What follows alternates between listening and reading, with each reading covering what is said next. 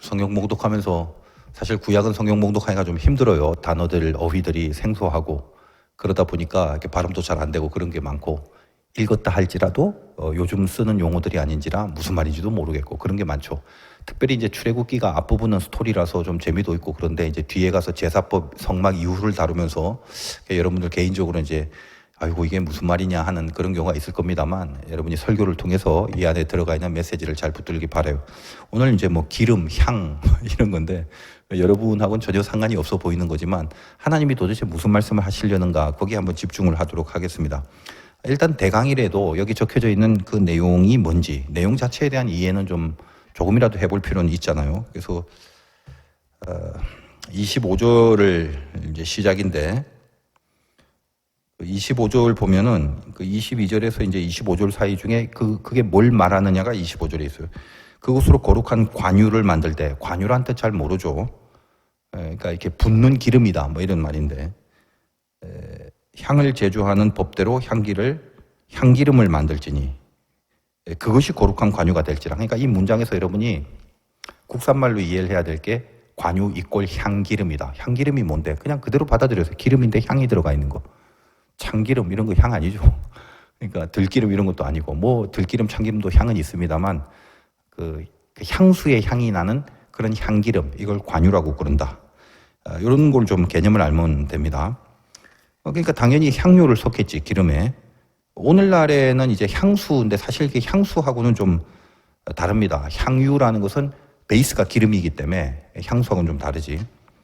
여러분도 이제 요즘 여행 많이 가잖아. 그럼 동남아 같은 데 가면은 뭘 많이 사들고 오냐면 우리나라는 별로 없는데 거긴 뭐 기름 같은 게 많잖아. 코코넛 오일 이런 거 이제 사갖고 선물한다고 이제 주고 그러는데 그러니까 이게 이제 25절에 있는 것처럼 이것이 이제 향기름을 말합니다. 향수와 기름을 섞은 정도. 그걸 또 관유라고 하고 그런다.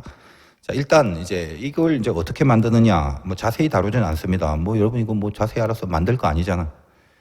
23절을 보면 너는 상등 향품을 가지되 이 말이 뭐냐? 상등, 위급, 제일 좋은 상품으로서의 향품을 가지는데 이제 그게 향유인데 그걸로 그런 관유를 만들어라. 제일 좋은 기름을 만들어라. 최고의 품질로 만들라는 겁니다. 여러분도 뭐 향수 쓰시는 사람이 있겠지만 제일 좋은 종류의 향수를 이제 펄퓸이라고 하죠. 펄퓸. 향료 들어가 있는 향료의 농도가 거의 뭐 99%가 넘는 거죠. 그래서 이런 건 한번 찍 뿌리면 지속 시간이 7시간 이상 가는 굉장히 고급스러운. 뭐 근데 여러 가지 그 밑에 단계가 있잖아요. 그 다음에 오드 퍼퓸이라고 농도가 좀 떨어지는데 한 5시간 정도 향이 지속되는 거. 그 밑에 이제 뭐 오드 투알렛 뭐 이런 게 있어요. 그건 뭐 한 3시간. 여러분 이제 흔히들 쓰는 게 이제 샤워 코롱이라고 그 밑에 단계인데 그건 향수 중에 가장 하급이지만 그래도 향수 축에 살짝 끼워주는 그 정도 그런 겁니다. 세상에서 제일 비싼 향수가 얼마 정도 할까? 얼마 정도 할 것 같아요? 그 세상에서 제일 비싼 향수 이름이 임페리얼 머제스티라고 하는데 우리나라 돈으로 27억입니다. 27억. 칡뿌린데 1,000만 원이 나가는 거예요. 근데 이제 실은 그런 비싼 향수는 향수값보다 병값이 더 나가요. 그 병을 금으로 만들고 다이아몬드를 집어넣어서 만들었어요. 원래 그 화장품 종류가 다 그렇잖아. 병값하고 광고값이지. 그 정도로 이제 그런 세계가 있다. 어쨌든 이게 상등 상품을 만들려고 하는데 거기 보면 이제 23절에 그 상등 상품의 향기름을 만들 때 쓰는 재료들이 한 4가지 정도 나옵니다.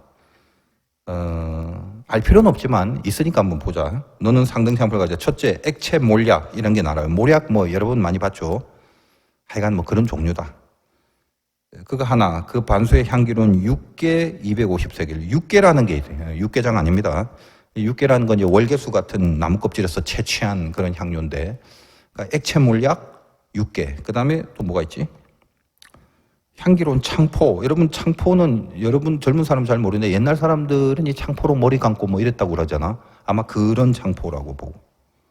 그 다음에 보니까 뭐 여러분 잘 알고 있는 계피. 계피도 나오네 26절에. 그리고 이제 마지막에 보면 26절 뒤에 감람기름 한 흰을 그러니까 감람기름. 이 감람류는 많이 사용하잖아요.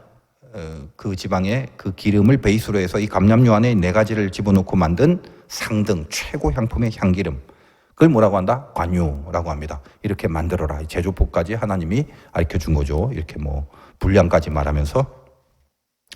이거 갖고 뭐 하냐? 그게 26절에서 28절인데 잠깐 본다면 너는 그것을 회막과 증거궤에 바르고 상가 모든 기구, 등잔대 기구, 분향단, 번제단 기구, 물두멍 받침에 발라. 그러니까 이거 지금까지 다루었던 성막의 기구들에게 요 기름을 바릅니다. 왜 발라요? 그 바르면 냄새도 향하게 나고 뭔가 좀 반질반질하고 그런 효과가 있겠죠. 그렇지만 그런 것보다는 근본적인 취지가 29절입니다. 29절에 보면 그것들을 지극히 거룩한 것으로 구별하라. 이것에 접촉하는 것은 모두 거룩하니라. 거룩하게 구별하기 위한 거다. 이 말입니다. 그러니까 성막 기구에만 발라서 그걸 하나님 앞에 거룩하게 하는 것뿐만 아니라 30절에 보면 너는 아론과 그의 아들들에게 기름을 발라 그들을 거룩하게 하고 그들이 내게 제사장 직분을 행하게 하고 제사장들에게 바릅니다. 이유는 뭐예요? 동일한 거죠. 거룩하게 구별하려고. 성막의 기구뿐만 아니라 그 성막에서 제사를 드리는 제사장들 자체도 구별하려고. 자, 그러면 그 거룩하게 구별하려고 이 관유를 부르는데 뭐 거룩한 게 나쁜 건 아닌데 그럼 너도 나도 만들어서 다 같이 거룩해집시다. 서로 만들어서 서로 붓고 그럼 좋지 않나 싶겠지만 32절에서 33절을 보면 사람의 몸에 붓지 말며 이 방법대로 이와 같은 것을 만들지 말라. 이는 거룩하니 너희는 거룩히 여기라. 이와 같은 것을 만드는 모든 자와 이것을 타인에게 붓는 모든 자는 그 백성 중에서 끊어지리라. 무슨 말입니까? 부으면 거룩해지는 좋은 거지만 다른 사람에게 붓지 마라. 그리고 아예 만들질 마라. 그렇게 했다간 함부로 썼다간 죽는다. 이렇게 얘기를 합니다. 자, 이 명령들, 왜 이렇게 하시냐? 이거 거룩 때문이죠. 이 거룩이란 말이 히브리 말로 코데시, 여러 번 얘기했죠. 물론 이제 거룩하게 되는 것은 이런 기름을 붓는 걸로 가능한 건 아닙니다.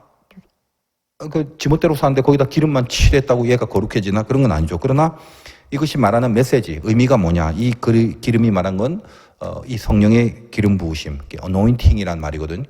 그걸 말하는 거고, 그러면 거룩해진다. 우리가 하나님의 성령으로 기름 부음을 받고 성령이 내 안에 들어오고 나를 통치하시면 그때 내가 거룩해진다. 그리고 그때의 거룩함이라는 것은 세상과의 구별됨의 증거다.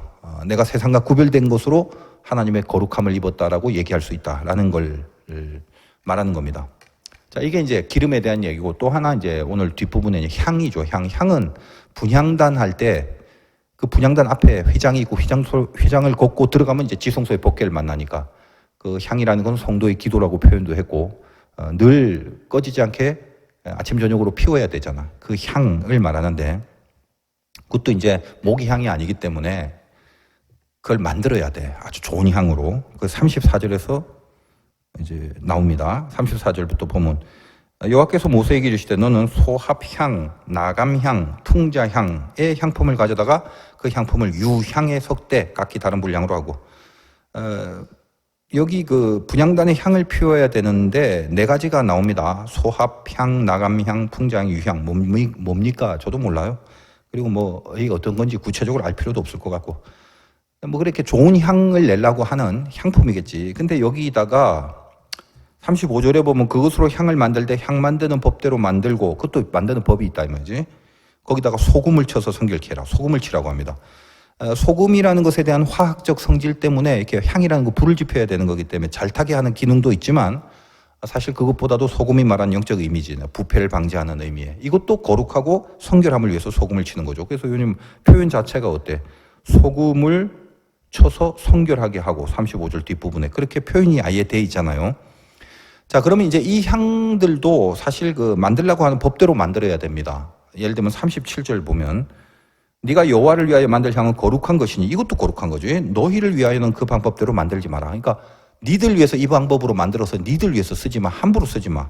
냄새를 맡으려고 이 같은 것을 만드는 모든 자는 야 그때 그 성소에 보니까 냄새 기가 막히대. 우리 레시피 아니까 만들어서 우리끼리 향 피워서 냄새 맡자. 이랬다간 모든 자가 역시 백성 중에 끊어진다. 죽는다. 이런 말을 하는 거죠.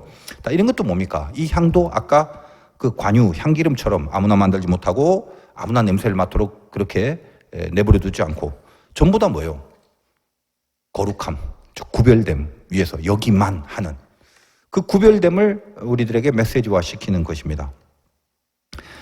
그 거룩이란 단어가 이제 코데시라고 말씀드렸는데 이 거룩은 한마디로 말하면 구별과 같은 말이에요. 거룩 이꼴 구별입니다. 그러니까 이 기름과 향을 통해서 하나님 편에 있는 예배자들과 제사, 이 모든 것들은 이 세상과 구별됨을 요구하는 그런 메시지이기 때문에 여러분이 구별된다라는 말은 똑같으면 안 되잖아. 그러니까 아무나 마음대로 지멋대로 그렇게 사용하지 못하게 만드는 겁니다. 똑같지 않은 거야. 구별된 거, set apart라는 거. 따로 떨어져서 있어야 되는 거예요. 여러분이 신앙을 갖고 산다는 것은 하나님의 자녀로 산다는 거고, 그것은 왕같은 제사장으로 살아야 되는 거고 예배자로 살아야 된다는 걸 말하는데, 그 모든 것이 결국 한마디로 뭐냐? 거룩해야 된다는 것입니다. 여러분이 신자라면 거룩하게 살아야 돼. 그럼 어떻게 사는 게 거룩이다? 기름 바르고 사는 게 아니라 구별되어 살아야 된다. 그것이 우리 인생이다. 그렇게 안 하려면 예수 믿지 말아야 되는 거지. 목사님, 안 구별되고 자녀로 살 수 없나요? 없습니다. 반드시 구별돼야 됩니다. 그게 거룩한 백성, 성민이요. 자, 그러면은 다시 한번 이 거룩함, 즉 구별됨이란 뜻을 갖고 있는 코데시라는 거룩함에 대해서 이게 뭔지를 좀 분명히 알고 가봅시다. 하나님의 자녀가 됐다는 사실, 이것이 주는 가장 중요한 내용이 결국 구별됨인데, 그럼 어떤 식으로 구별되어 있다는 걸 느끼고 살아가야 되나?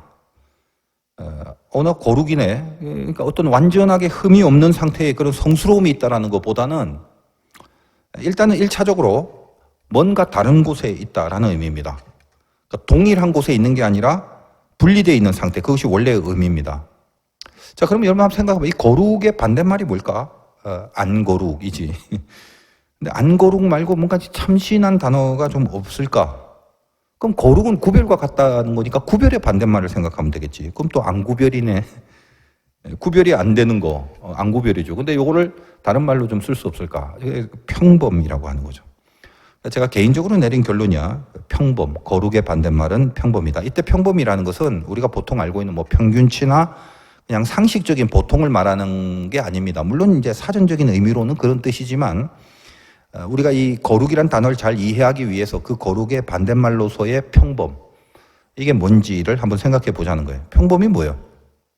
제가 왜 거룩의 반대말을 평범이라고 얘기하냐면, 평범이라는 것은 그 사전적 의미 말고 지금 제가 여러분에게 제시하는 게 뭐냐, 남들이 하는 걸 자기가 안 하면 불안해하는 거예요. 그게 평범이. 여러분이 평범하다는 건 그겁니다.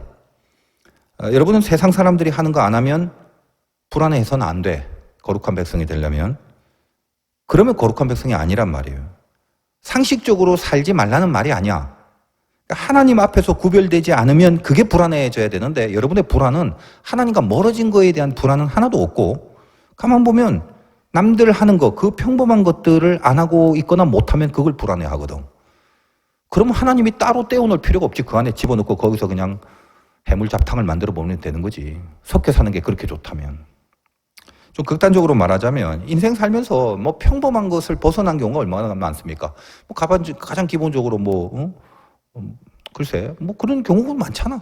뭐 부모님이 없고 가정이 뭐 제대로 받쳐주지 못해서 평범하게 못 살았던 뭐 이런 인생도 있을 것이고, 아니면 뭐 학교를 다니지 못한다거나 뭐 직장이 온전치 못하거나 직장을 못 구하고 뭐 이런 사람도 있을 것이고, 또 결혼을 못하고 있다거나 등등, 이렇게 보통 일상적으로 남들이 다 하는 거, 그걸 비슷하게 못하고 있으면 불안해한다는 거예요.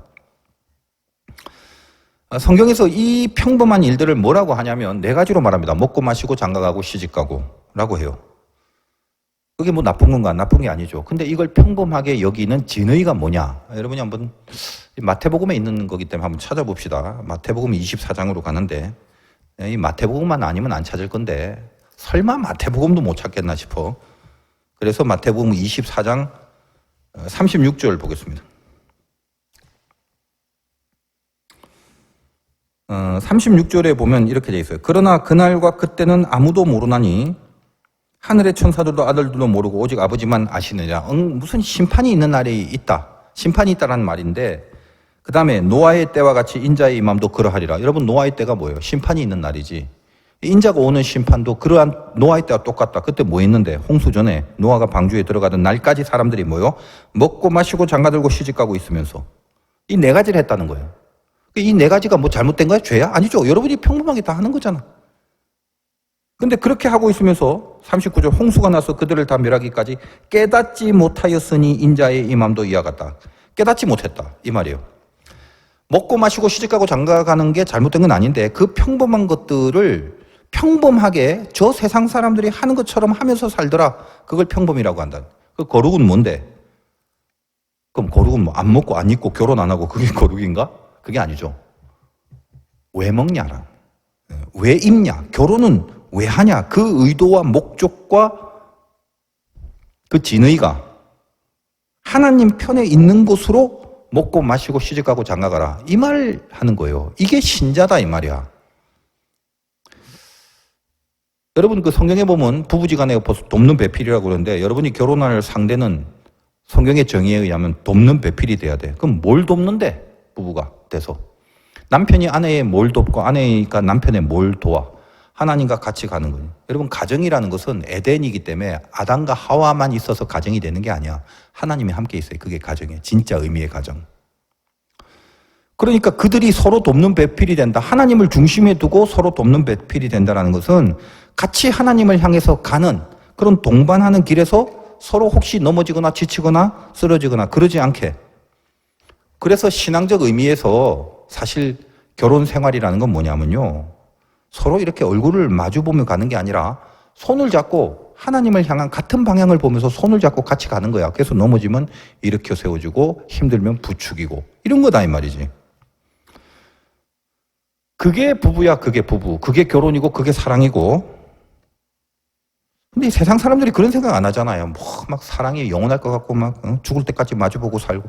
아니 왜 죽을 때까지 마주보면 그거 질려서 어떻게 하냐. 요즘은 보면 TV가 참 크죠. 젊은 여러분들 뭐 결혼해서 제가 신방 가면 엄청난 뭐 집에 비해서 뭐 엄청난 TV를 막 벽에 크게 걸어놓고 삽니다.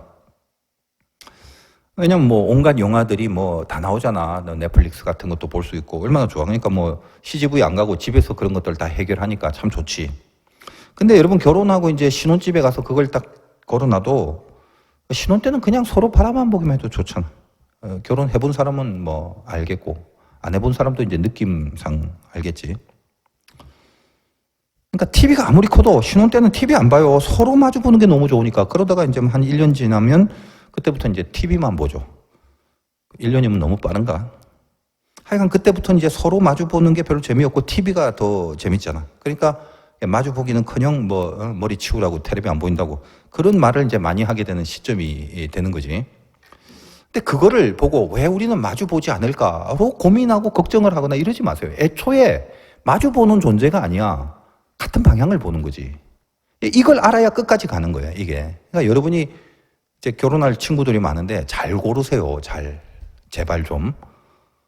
항상 그 고를 때 보면 하여간 심통치가 않아.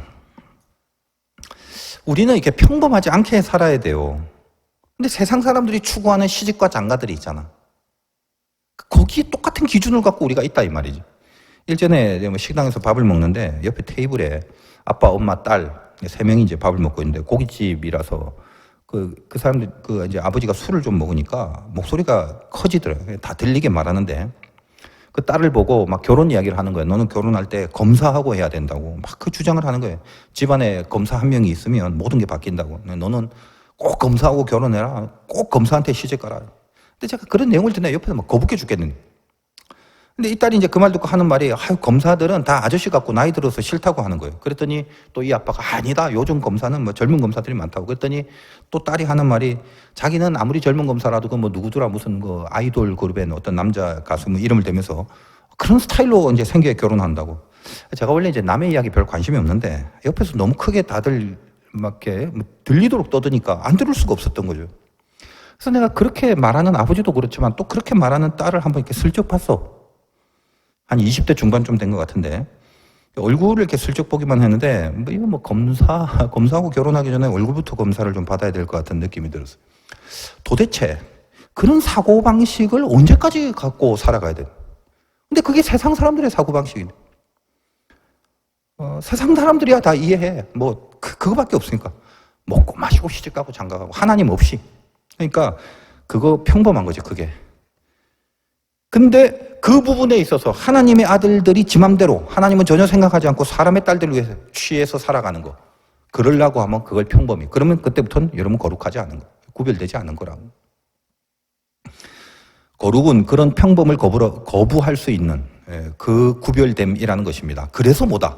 그래서 분리되어 있는 거야. 왕따로 외톨이처럼 살란 말이 아니라 세상에 등 돌리고 살라는 말이 아니라 그런 의미에서 set apart, 분리되어 있다는 거예요. 그러니까 어떤 내용으로 분리되어 있는가가 중요하죠. 쉽게 말하면 더 착하고 더 선하고 뭐 세상 사람들은 안 하는 기도를 하고 난 더 많은 감사를 하고 등등 이렇게 신앙이 요구하는 내용들이 내 안에 새롭게 생겨졌기 때문에 그것으로 인하여 구별된다는 건데 이제 그런 그 세상과 다른 가치와 기준을 갖고 살아가는 구별도 중요하지만 일단 가장 먼저는 일단 분리돼서 나온다는 것이 굉장히 중요한 의미가 있죠. 예를 들면 여러분 출애굽 계속 하고 있지만 이스라엘이 출애굽을 할 때 그들이 홍해 바다를 건너는 순간에 애국과 구별됐지. 구별된 다음에 그들이 과연 그렇게 선하고 더 착하고 말씀 잘 따르고 괜찮은 그런 인물로 살았는가는 일단 두 번째야. 그렇게 잘 못 살았지만 어쨌든 그렇게 살아야만 되지만 아직은 그건 두 번째고 일단은 거기서부터 분리돼서 나왔는데 그 자체를 일단 거룩이라고 해요.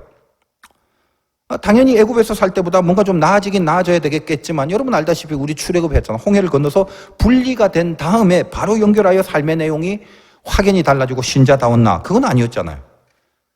하나님에 대해서 체험도 있고 은혜도 받았고 뭐 바다도 갈라지고 그랬지만 여전히 죄가 있었고 애굽의 근성이 아직도 있었고 애굽의 모습을 아직도 간직하고 있었고 그런 것들이 광야의 과정에서 막 하나님을 원망하고 불평하고 그리고 막 금송아지 우상을 섬기는 그런 과정 속에서 자명하게 그들의 실력이 증명되고 있다는 건 알 수 있습니다. 그러면 그렇다고 그럼 죄들을 저런 식으로 사는데도 구별되고 거룩함이라고 얘기할 수 있을까? 얘기할 수 있다는 거예요. 그렇게 살아도 구별이고 거룩이다가 아니라 일단 뭐로부터 거룩이 시작되냐면 애굽에서부터 이렇게 분리돼 나온 거기서부터 거룩이 시작된다는 거지. 그게 무슨 의미인데? 그럼 뭐가 달라졌다는 건데 운명이 달라져. 운명을 끌어가는 힘의 권세가 바뀐 거야. 이 세상이 끌어가는 힘을 그게 뭐 우연이라고 말하는 뭐 사주팔자, 토종비결, 뭐 조상의 묘자리, 손금 그런 건 모르지만 이제 그 세계가 끌어가는 세상적 힘들이 다 사라져버리고 내가 set apart, 분리돼서 나와서 딱 거룩이 되는 순간 하나님이 손을 잡고 끌어가기로 한 운명이 된 거예요. 그게 우리의 구별됨의 가장 근본적인 내용입니다. 내가 스스로 평범을 거부하는 거 이것도 거룩의 모습이 맞지. 잘 살라고 하고 선하게 살라고 하고 말씀대로 살라고 하고. 근데 왜 내가 그럴 수 있고 왜 세상과는 다른 가치관과 기준과 진리를 갖고 살아야만 하는가 하면 내 운명의 권세가 바뀌었기 때문이라는 거예요. 생각해 보십시오. 믿음 갖고 살아가면서 하나님이 나를 끌어가신다는 것에 대해서 여러분이 막 확신과 실감을 갖고 믿습니다 하면서 막 그런 불같은 믿음을 갖고 살아가는 사람이 몇이나 돼. 만약에 내 인생을 이끌어가는 분이 하나님이다라는 믿음이 100%라면 그런 사람들의 특징이 뭘 것 같아요? 여러분이 만약에 그 믿음을 100% 갖고 있다면 절대로 뭐 고난이 와도 절망하지 않겠지. 아니 나를 이끌어가는 하나님이 있음을 100% 믿는데 낙담이 되겠어? 뭐 슬퍼하겠어? 언제다 사망의 음침한 골짜기를 다닐지라도 믿습니다 하고 풀피리를 불면서 갈 수 있는 이런 멘탈이 돼야 되는데 아무리 큰 환란이 와도 슬퍼하지 않고 말이야. 근데 과연 그럽니까? 아니죠. 이론이야. 이론은 하나님이 나를 끌어가시는 인생이라면 풍랑이 와도 겁날 게 뭐가 있냐 뭐 이렇게 했지만 그러나 실제로 여러분의 이 실존적 체감과 실감 이건 다르죠. 큰일 나 죽을 것 같고 막 고통스럽고 마음에 낙담이 오고 막 무기력해지고 절망이 엄습하고 밥맛도 없고 잠도 못 자고 막 이런 거. 그런데 우리가 구별됐다는 사실은 결국은 내 이 절망과 나의 낙담의 모습이 그 모습 그대로 끝나는 게 아니라는 걸 인생 속에서 그냥 우리의 운명 속에서 하나님이 나타내 보여주시는 겁니다. 왜? 너는 하나님이 끌어간다. 봐. 안 끌려갈 것 같지? 두고 봐. 끌어간다. 이렇게 운명 지어진 것이 거룩한 백성의 모습이다라는 거예요. 쉽지? 안 어렵지? 그래서 뭐가 있다? 여기에 엄청난 은혜가 숨어 있는 것입니다. 은혜라는 건 늘 실감하지 못한 채 받아 누리는 게 은혜야. 눈 또 봤더니 여기까지 이끌어줬어. 이해가 안 돼. 왜 그런지. 다만 그래서 남는 건 감사할 뿐이에요. 하나님의 인도하심이라는 것은 이해시키고 쫓아내는 게 아닙니다. 일로 가면 요게 보일 거다. 절로 가면 저렇게 보일 거다. 봐라 맞지? 맞습니다. 그러니까 글로 가. 이렇게 논리적으로 설득해서 끌고 가는 게 아니야. 납득이 안 돼. 그냥 어딘가 푹 하고 데리고 그냥 던져버려. 왜 그러지? 하고 한참을 고민하게 만들어. 그리고 세월이 많이 지난 사람. 그게 몇 년, 수십 년이 될 수도 있어요. 그리고 돌아보면 아 그래서 그랬구나 라고 나중에 거기에 대해서 설득이 되고 납득이 된다기보다도 그냥 항복을 할 수밖에 없는 신앙의 인격이 돼버리는 거예요. 이런 깊은 말을 여러분들이 어디 가서 들을 수 있겠어요. 제 얘기이기도 하고 여러분이 정말 하나님의 자녀로 살아간다면 그걸 나중에 경험하게 될 것입니다. 이게 구별이야. 이것이 거룩이고. 여러분 다윗 같은 경우에 보면 사실 다윗의 여러 가지 잘못들 중에 하나가 블레셋으로 도망간 건데 자기의 인생이라는 것은 이방인 블레셋과 구별돼야 되지. 그게 거룩한 백성이잖아. 근데 그 메시지가 주는 것이 거룩에 대한 메시지가 굉장히 깊어요, 사실은. 그 스토리를 내가 다 얘기할 수는 없고 그냥 여러분들이 기본적으로 알고 있는 성경 상식이 있잖아. 은혜가 떨어지고 사울 쫓아오고 현실 보니까 하나님이 인도한다는 걸 분명히 이론적으로 믿는데 이게 현실이 이게 아니야. 맨날 죽이러 쫓아오고 환장하는 거지. 답답해 미치겠지. 그러니까 어떻게 됩니까? 믿음이 떨어지면서 불안해하다가 선택을 합니다. 큰 세력, 블레셋이랑 큰 세력, 사울보다 큰 세력에 섞여서 안심을 하려고. 그래서 이런 것들이 다 뭡니까? 다 일반적인 세상의 해법이죠. 큰 게 오면 더 큰 걸 만나야 되니까. 더 큰 걸 준비해야 되니까. 세상에서 평범하게 풀어가는 해법 속에 자기도 들어간 거지. 그러다가 이제 그 안에서 여러 가지 우여곡절이 있고 정신 차리고 나오게 된 거 아닙니까? 그리고 나서 이제 아둘람 굴 속에 들어가서 거기서 이 세상과는 다른 하나님을 만나게 되는 거죠. 어쨌든 우리가 구별됐다는 사실이 얼마나 중요한지 이 다윗의 이야기를 가만히 보면 이 성경을 다 찾아가면서 스토리를 여러분들에게 좀 말씀드려야 되는데 뭐 시간 관계상 생략하고 그냥 듣기만 하시기 바래요. 왕이 이제 블레셋의 아기스인데 다윗이 오니까 좀 흐뭇하기도 하고 신뢰하고 이야 저기 사울의 오른팔이 왔네. 이제 우리는 엄청나게 세질 거다라고 생각을 했는데 사실상 다윗을 바라보는 이 아기스 블레셋 왕의 신하들은 의견이 달랐죠. 그 밑에 신하들이 그 아기스에게 딴지를 걸어요. 옛날에 왕한테 딴지 걸었다 모가지가 다 날라갔는데 그 신기하게 성경은 모가지를 안 날리고 왠지 아기스가 쫄아. 그 부하들의 말을 듣고 뭐라고 그러냐면 그들이 하는 말이 왕이시여 얘들이라고 하면서 성경에 뭐라고 하면 이 히브리 사람들이 이렇게 표현을 해요. 뭐 다윗이라고 지적하지도 않아. 히브리 사람, 이 말은 뭐냐면 이게 하나님 백성이라는 거거든. 우리가 이걸 알고 있어야 돼요. 하나님 백성이라는 그걸 세상도 압니다. 그래서 다윗을 표현할 때 다윗이라고 칭하지 않고 히브리 사람이라고 칭하는 부분이 이렇게 성경의 내용 속에 있습니다. 여러분 마음속에 어떤 그 고난의 순간이 올 때도 있고 환란이 엄습할 때도 있고 그때마다 내가 하나님의 백성이야, 하나님의 자녀야 이런 고백들을 계속 해 나가라는 거예요. 그런 고백을 한다고 갑자기 여러분이 뭐 힘이 벌떡 나고 뭐 엄청난 능력을 발휘하고 그 문제가 막 해결되고 이러지는 않습니다. 계속 아픈 가운데 또 당하는 가운데 있어요. 그런데도 불구하고 내 속에서 이 고백이 있다라는 거, 이 고백이 있기만 해도 하나님의 이끄심을 받아 누리는 손길을 그걸 놓치지 않는다라는 거예요. 왜 그 정도만 해도 왜요? 왜긴 그게 구별됨이라니까. 그게 거룩한 백성의 운명이다 이 말이에요. 그러니까 어떻게 보면 내가 거룩한 백성이다라는 게 아싸 뭐 기름 바르고 반질반질하게 살자 이게 아니라 여기에 어마어마한 능력이 감춰져 있는 거지.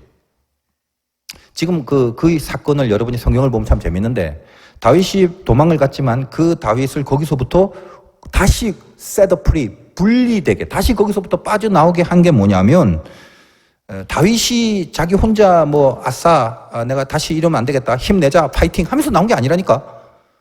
거기 들어가면 안 될 존재였기 때문에 오히려 블레셋의 방백들이 쟤는 우리하고 다르다라고 그의 분리됨을 오히려 블레셋의 방백들과 장수들이 호소를 한 거예요. 다윗은 거기 섞이고 싶었어. 거기서 조용하게 사울을 피해서 사울보다 더 힘이 세고 큰 백성인 그 블레셋의 편이 되고 싶었다고. 워낙 쫓기는 게 힘드니까.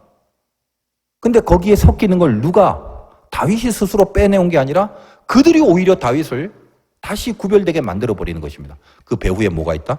하나님의 조작이 있다. 하나님이 그렇게 만들 운명, 하나님이 그렇게 끌어갈 하나님의 손길, 이것이 세다라는 거예요. 우리들이 어떤 그 고난과 절망으로 다운이 될 때가 있잖아. 그런데 그때에 우리 마음속에 그래도 끊임없이 들리는 소리가 있어요. 빨딱 일어나거나 뭔가 열심히 다시 가열차게 회복이 안 되더라도 깊은 곳에 이래서는 안 되는데 그 감각이 있다고. 내가 너무 힘들어서 이렇게 돼버렸지만 그래도 내가 큰 믿음이 없어서 이 모양이지, 내가 그래도 알긴 알아. 내가 이래서는 안 되는데. 여러분, 이 소리가 세미하게라도 여러분 마음에 들리죠. 그렇다고 해서 빨딱 일어나서 회복하고 방향을 바꾸고 썩 괜찮아지고 이러진 않아요. 근데 그 소리는 듣고 있다는. 결국은 보세요. 그 소리가 구별된 자에게 주시는 아버지 하나님의 소리거든. 그 소리가 우리를 다시 구별된 자로 이끌어갑니다. 두고 보세요. 내가 그 소리에 발끈한 나의 의지가 아니라도, 그게 없다 할지라도 운명적으로 하나님이 그 소리의 흐름대로 끌어갈 수 있는 거, 그게 구별된 자의 운명이다. 그러니까 여러분은, 그래서 이런 부분을 어떻게 말해야 될지 모르겠지만 결국 끌려갈 거면 가만히 있어도 되겠네요라고 늘 대두하는 그 불신앙적인 논리를 펼치는 애들 때문에 내가 이 말을 좀 자제하기도 하는데, 여러분 그런 소리가 들릴 때 빨리 붙들고 일어나야 됩니다. 지체하지 마세요. 왜? 어차피 가야 될 거기 때문에 덜 맞고 가는 게 낫고, 길어질 필요 없고, 더 고생하고 가지 말고 빨리 글로 가라는 거예요.